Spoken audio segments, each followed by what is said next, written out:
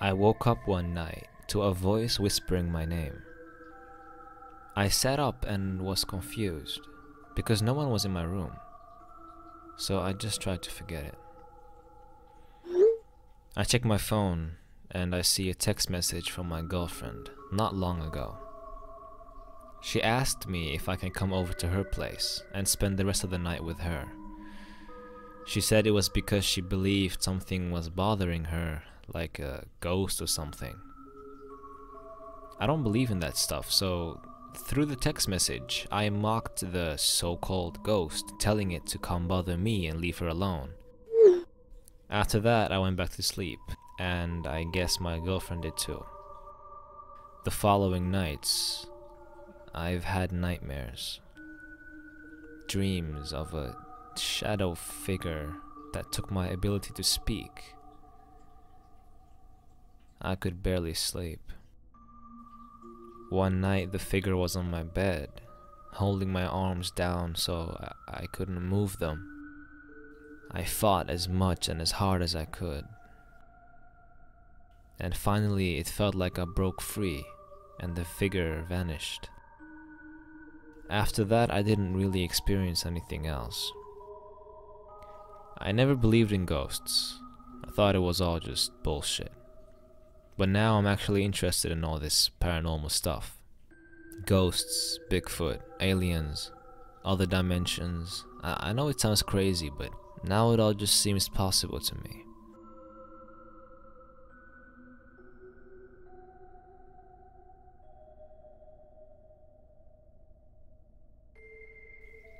I'm from Malaysia, and this incident happened to a classmate around 10 years ago.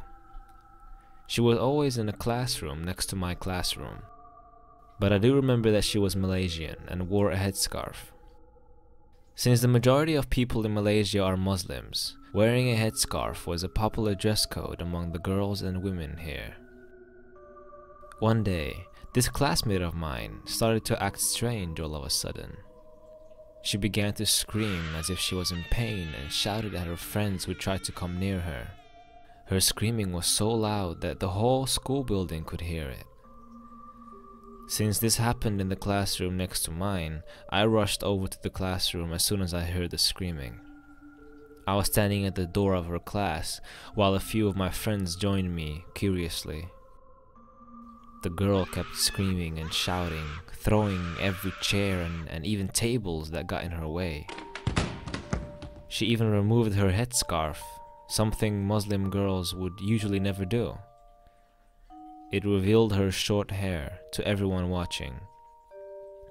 After the screaming continued for a good 10 minutes, it stopped just as sudden as it had started. She began to walk, but not like a normal person would. She walked in a very proud and arrogant manner. Her head tilted slightly upwards, nose in the air, and frowning to everyone who looked at her.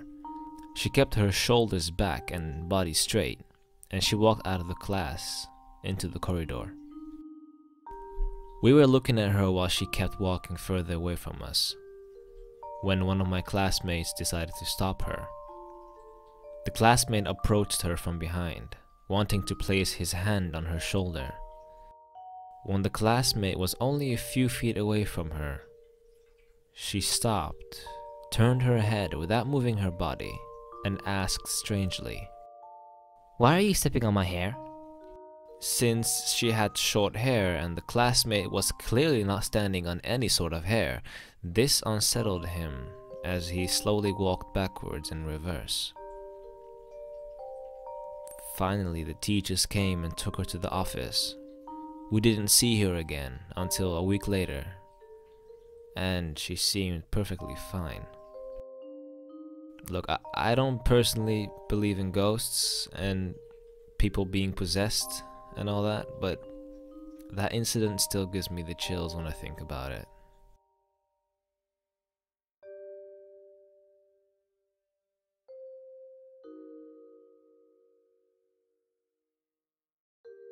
A couple of weeks ago, I was walking through the woods to calm myself down from a busy day.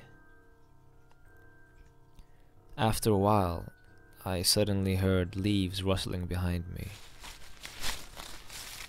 I turned around for a second, but didn't see anything, so I kept walking and didn't think much of it.